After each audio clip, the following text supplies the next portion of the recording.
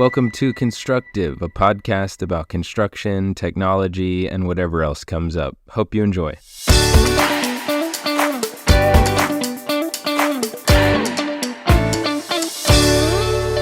Thanks everybody for joining me again on Constructive. It's a podcast about construction and technology. Today I've got Eric Anderton with me, and just been hearing a lot about him, and if you look him up online, you're going to find a lot of stuff. He puts out a lot of free resources. Please go check out his podcast. It's called Construction Genius, and it's amazing, and I've been trying to catch up on it. He's also got a book out there. Eric has 2 decades of experience in entrepreneurial business. He's also got 25 years of public speaking and group facilitation, and he's a leadership coach as well. Eric, can you tell me a little bit about your background? How'd you end up where you are today? What started your interest in construction particularly? Yeah, it's interesting. In 2004, I started selling a leadership development program. And my first client was a construction company. And so over a period of time, I started to work with a lot of contractors. That first client is still my client today. I started my own business in 2013, and I niched to construction. And so I work with the leaders and the executives of construction companies, helping them with their leadership team and strategic planning, team building, executive coaching, things like that. Why do you think coaching is important? I mean, I know the answer. It seems self-explanatory. I think about professional athletes. They need a coach. If Steph Curry needs a coach, I probably need one too. But what would your stance be on why is coaching important? It's interesting. I think what I really have a conviction that a lot of people, they already know the answers to the questions that they ask me. What they need help with is clarifying what it is that they're thinking, having a sounding board to bounce ideas off, and then having someone to hold them accountable for the action steps that they're going to take. It's also very helpful to have someone from the outside who's not emotionally involved in every conversation and can provide somewhat of an objective viewpoint. But I think a coach, for in an executive sense, is very much as that sounding board and someone who can ask the right questions to provoke thinking and then move people forward into deciding to take action.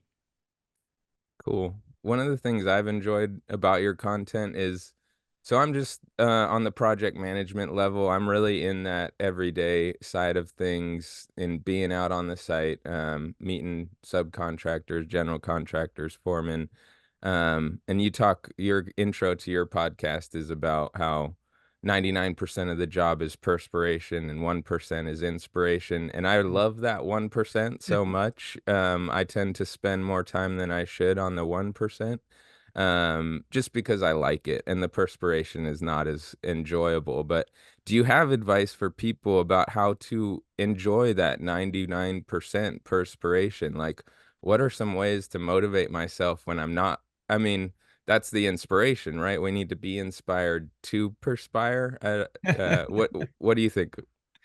I think there's enjoyment comes with competency, and the more competent you are at something, the more enjoyable it becomes.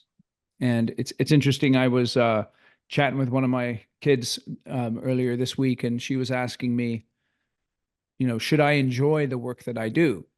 And I was telling her not necessarily, because it is work. I don't think people say do what you love and you never have to work a day in your life. That sounds great, but that's not a reality for most people. And I don't think it's necessarily a primary pursuit. What you should be pursuing is competency and technical skill in your particular area, because the more competent we get at something, the more enjoyable typically it becomes. Hmm. Totally agree with that. So, two of the biggest topics that I like to talk about on my podcast are, because it's called constructive, I just Mhm. kind of take this stance about I want to be helpful in the industry. I want to build up, and I feel like it's a good pun, constructive and construction, but it's also, I think about constructive criticism and Mm. just being positive. And how do you think that works in the construction industry when you have it's a pretty male dominated industry still, and we're all somewhat egotistical and a lot of butting of heads and stuff. How do you how should people attempt to be helpful in the construction industry, and what do you think that looks like?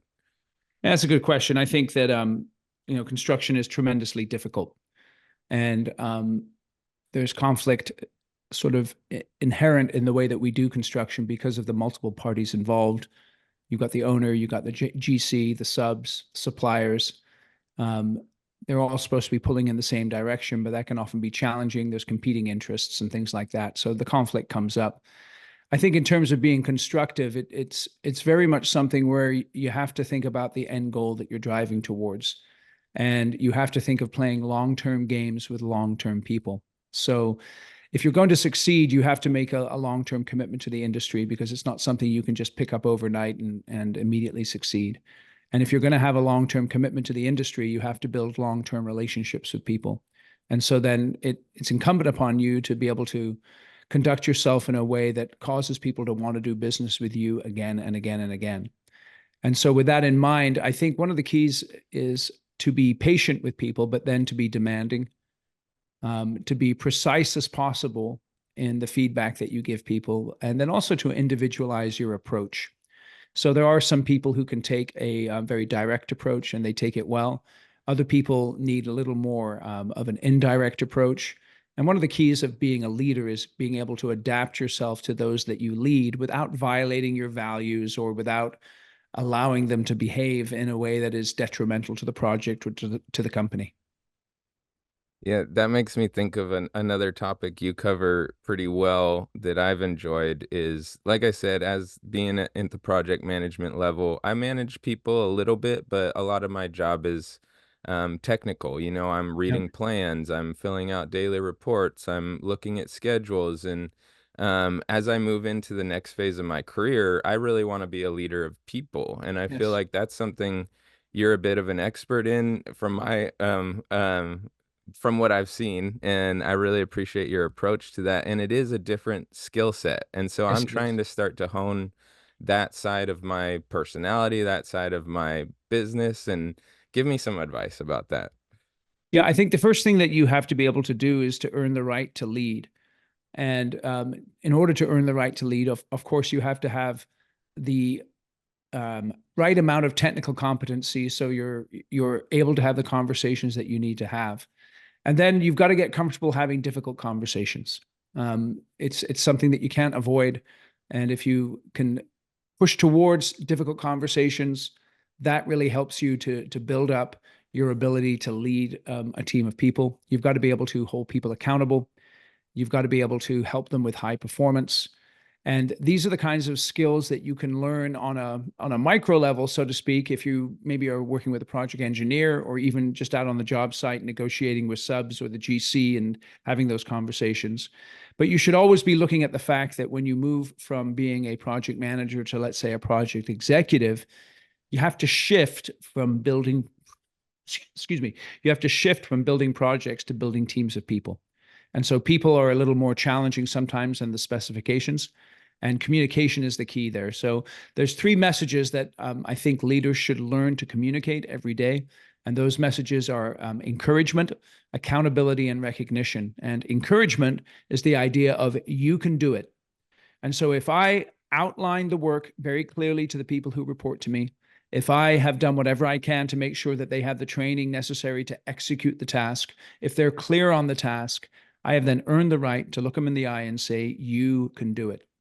Then after I have done that, I then am able to hold them accountable for it. And accountability, the phrase to remember is, did you do it? And one of the keys to getting high performance from your team is consistently holding them accountable. An accountability conversation doesn't have to be super dramatic. It's simply going through a process where you ask someone, did you do it?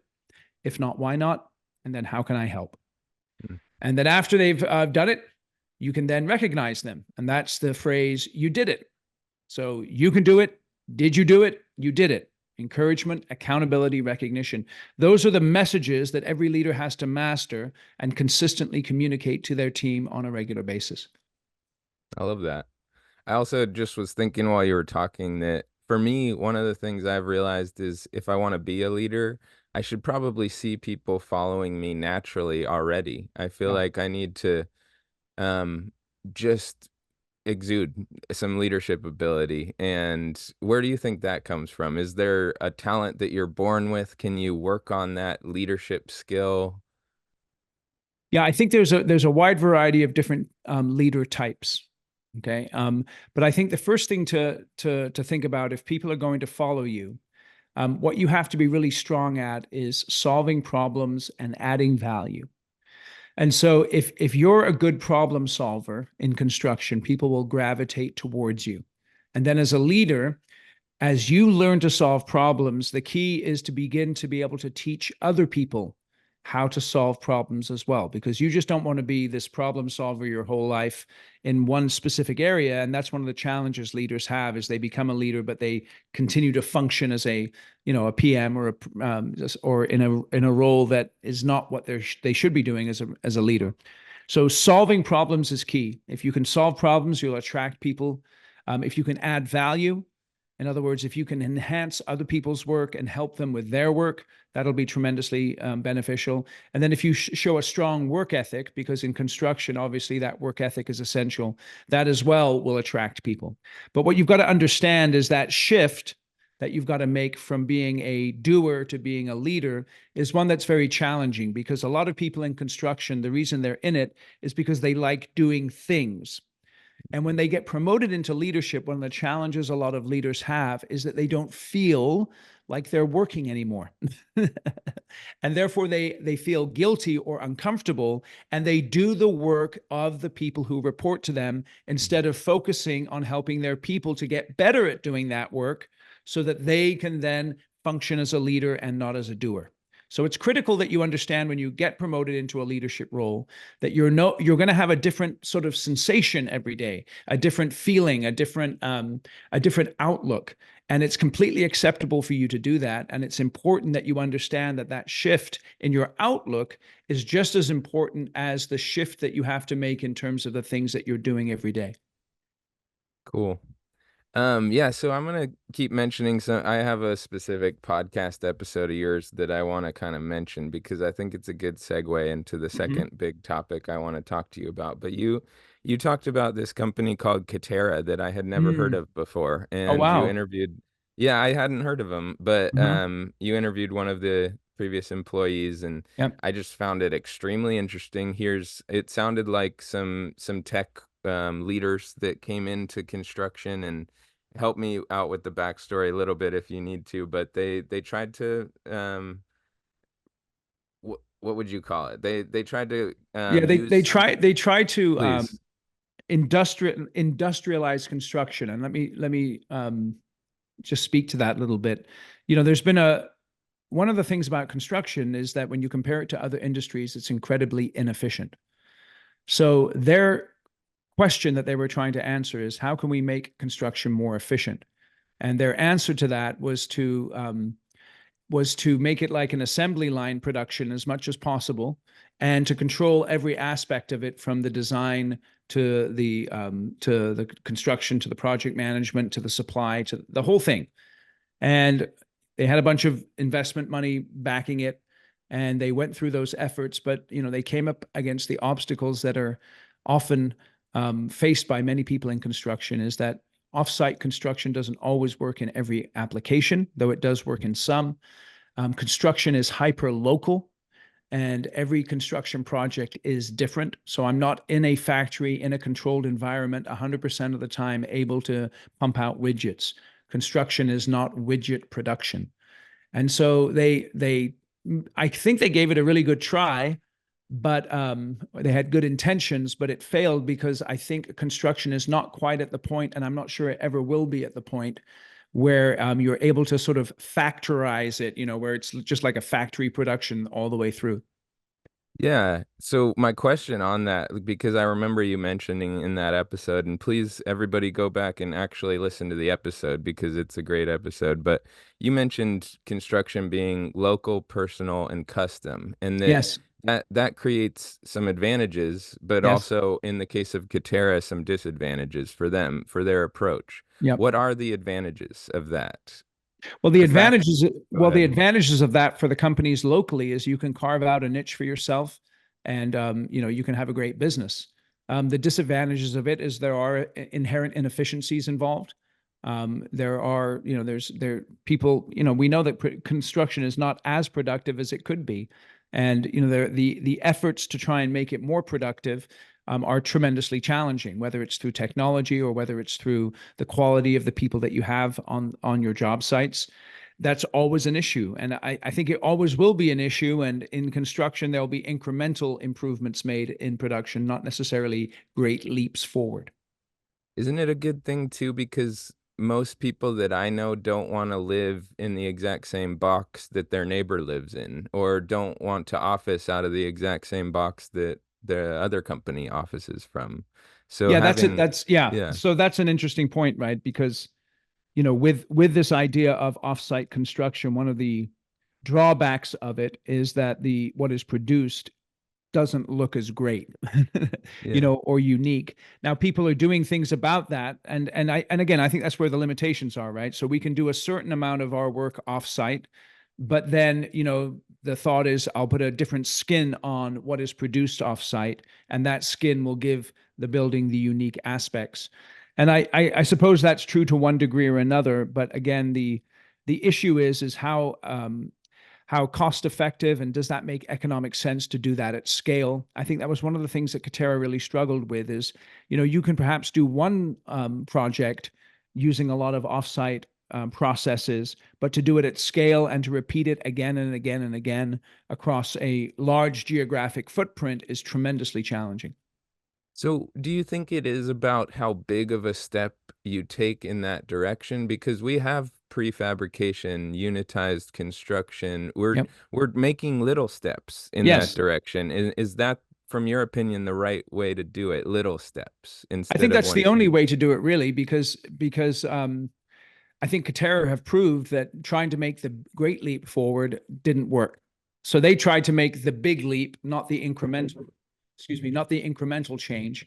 And I think this is a problem, the problem of inefficiency, which one of the answers to that inefficiency is by doing offsite construction. And that answer is something that is being incrementally improved upon so that it can have more of an impact in the industry.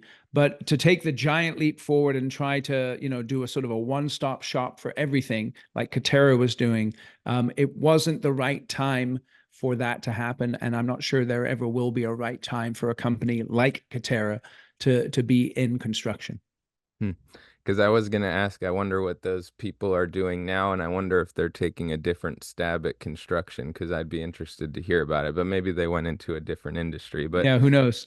this was my segue into the second big topic of my podcast is technology, implementing it, mainly Yes. because I'm interested in it. I Yep. kind of grew up with a creative mindset. I loved photography. I was in bands. I worked on websites. So as I got into construction, which I love the analytical side of it, but there are times when I'm missing those creative juices. So I got into drone photography. I got into marketing within construction, but now I'm realizing there's a lot of that can be used. We can use drones to map a site, to survey stockpiles, to do some of what an inspector was doing before. And so I'm just trying to learn a lot about how to adopt these new technologies, AI as well. And I know Yep. you talk about all these topics, but what do you think the right pace for adoption of technology is? Some of construction companies are still on paper. I mean, Yes. we have some, it's a wide spectrum. And then you've got the big GCs who have a drone on every project and they're creating 3D models that are very impressive. And what do you think the right pace of adoption is? Yeah, that's a great question. I think that it has to be based on solving real problems. And because of the challenge of how you adopt technology while building at the same time, you've got to be able to take small steps. And so you identify a specific problem that you're committing to work on, and you see if the technology is going to solve that problem. You've got to get buy-in from the people using the technology, obviously, which can be challenging because if executives swoop in to down onto the field, talking to their supers and their foremen saying, hey, this is the latest and greatest technology, you need to use it, you're going to get a lot of resistance there. But if you introduce the idea and ask them for feedback and begin to show them the value of using the technology, and they can then tell you what's working and what's not working, you can then adapt, and you can make sure that the technology is being implemented in a way that's effective. So to me, again, it's small steps, it's problem based, it's getting the buy-in of the field. All those things are really, really important. Obviously, you have to resist the urge when the tech salespeople come with the easy button saying, press this and it'll solve all your problems. That you got to resist that urge, and you've got to really think rigorously around the specific problem that the technology that you're implementing is looking to solve. Yeah, and I am of two minds when it comes to technology. I guess in my personal life, I love technology. I love my phone, but I also hate it. I love the new stuff that's coming out, but I do kind of did you ever see that movie Wall-E, the robot Yeah, that yeah, yeah, is yeah, cleaning up everything, and the humans are all in space riding around on chairs with basically VR headsets on. They drink all their food. yeah, They get really fat and can't move around. So I have that in my mind too. Like that might be prophetic. That might be our future here if we're all going to put headsets on. And that scares me a little bit. But in construction, I feel like it's a great breeding ground for adopting technology because the uses are productive and they're not going to. I even think if robots can do construction labor, I don't think that takes jobs away from people. I think yeah, like I've talked to other people before, we're trying to take away jobs that are dirty, dull, um, and dangerous. and dangerous. Thank you. And I think we have a shortage of construction labor. So, do you think construction is a great place to push technology forward like I do? Yeah, Or absolutely. is Yeah, there a I think cliff so that we're too. all about to fall off if we No, keep no, adopting too I think fast? it's a great place to push technology forward. It's just a question of what technology and what problems are you solving. And so, there's always, people have aspirations about where technology is going, and those aspirations are great because you've got to ask the questions. Can this problem be solved using this particular tool? Because again, all technology is in the end is a tool to be used to solve a problem. That's the purpose of the technology, right? So we're not just banging. We don't want to put just VR headsets on people just for the sake of it, or a drone in the sky just because, wow, that looks cool. Obviously, we're not doing that. It's business, so we're looking to solve problems so that we can build more efficiently, so that we can make money. So there's always room for efficiency improvements in construction.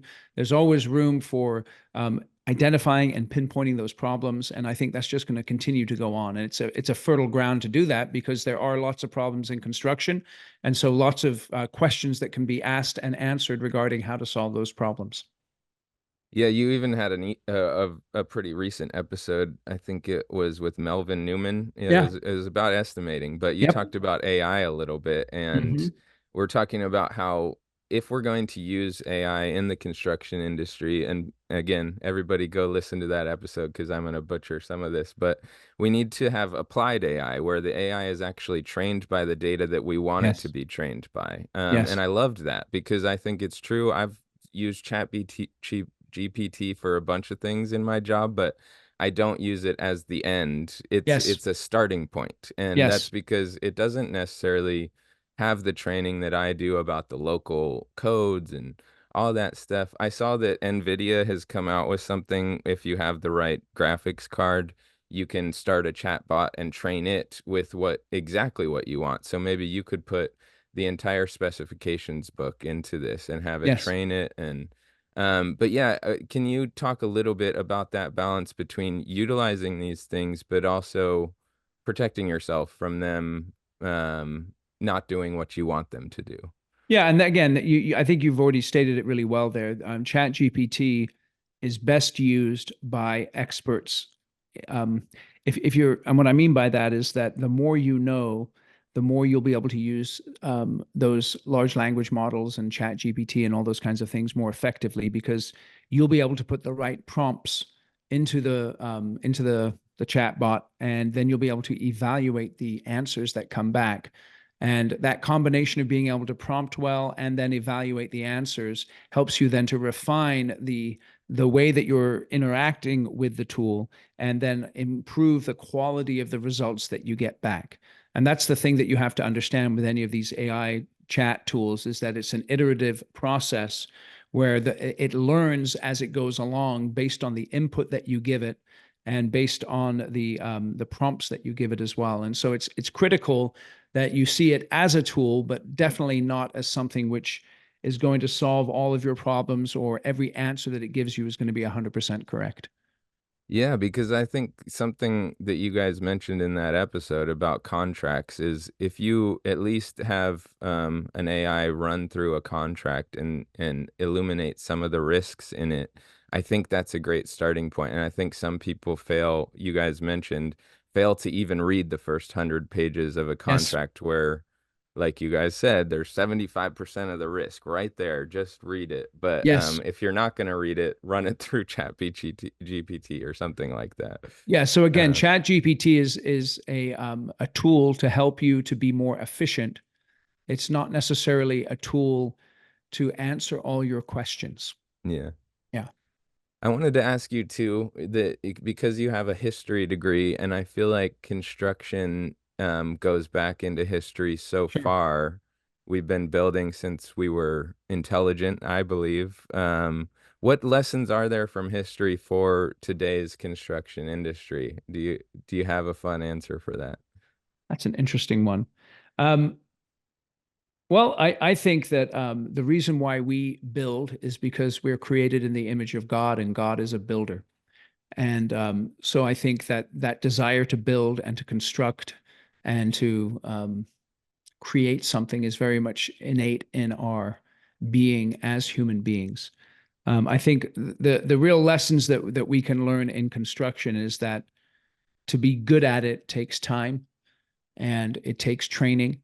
And so if someone is just getting started in construction, the key that you want to really be looking for is the master builder who can teach you the tools and the skills that you need in order to be successful. And whether that's on the project management side or on the field side, or whether it's even in the office, on the support side, there are master builders all over the place in this industry. You need to find those folks and apprentice, so to speak, underneath them so that you can learn the trade as well. Cool. I've got one other one. I'm thinking a lot about gratitude lately because the team I was rooting for in the Super Bowl lost so poorly and so heartbreakingly. I don't know if you're a 49er fan, but No, I I've am. just So yeah, I feel your pain. I just have a hard time feeling grateful about that season. But then when I look at it, I think there are 30 other teams in the NFL that wish they were the 49ers. Why am I so ungrateful? And I've been Sure. thinking about this in my job as well. I just feel like every day I spend a lot of thought complaining in my head Mm, about why do I have to deal with this person? Why do I have to read this document? Why do I? And I'm trying to get to that place where I am thankful for every opportunity to work, every yep. opportunity. Maybe I can influence this person that I don't like in the positive. Do you have advice for me about that? Ways I can tangibly help my gratitude in the workplace? That's a great question. I think one of the things that you have to think about is that when you are working for someone, you're in a particular relationship that's very interesting, because what you're doing is you're exchanging your time and your expertise for their money. And so they have a duty to create a work environment that is sufficient for you to be able to bring your time and your talents in such a way that can benefit the company. And then you have a duty to bring your time and talents with enthusiasm and dedication for the money that you're exchanging those for. And so one thing that I think about is that you do have to very much have a mindset that this is my duty and I'm going to do whatever I can to do my duty. And then also, particularly if you're young in your career and you're thinking about construction for the long term, that the impact that you have on people in the current company that you're working for, even if you don't work for them the rest of your life, is going to echo in your next position and the position after that. So it's critical that you learn the lessons that you need to learn in the particular role that you're in. And if those lessons are unpleasant or uncomfortable, they can stand you in great stead for future career opportunities as well. So to be thankful for those things is something that you have to practice, but also to have this perspective that you do have a duty, since you are getting paid, to bring your very best to the job site and to the work environment every single day. Hmm. Um, can I steal one of your things and ask you for a Please. restaurant, Oh yeah, uh, a recommendation of a great sure, sure. restaurant? Well, up in Sacramento, if you want sushi, there's a restaurant chain called Makuni, and Makuni is really great because they're very consistent, and it's a great place to go. So I would go to Makuni. Any of their locations here locally would be great if you're up in the Sacramento area. I'll give you mine too. If you're ever in Oakland or Berkeley, go try Homeroom. It's actually a mac and cheese only place. You've not heard of it, right? No, where's it So located? either Berkeley, I think there's two. One's in Berkeley and one's in Oakland, but they just do mac and cheese, but they put all kinds of different stuff in it. So Nice. not a very healthy choice, but it's extremely tasty, and I'm a big fan of mac and cheese. That's So great. check That's that great. out. And then yeah, Eric has a podcast called Construction Genius. Please go check that out, and a book as well with the same name. What else do you want to give anybody else places to go to find you or learn more? Yeah, you can just check me out on LinkedIn. I'm there. You can go to Amazon and purchase the book Construction Genius.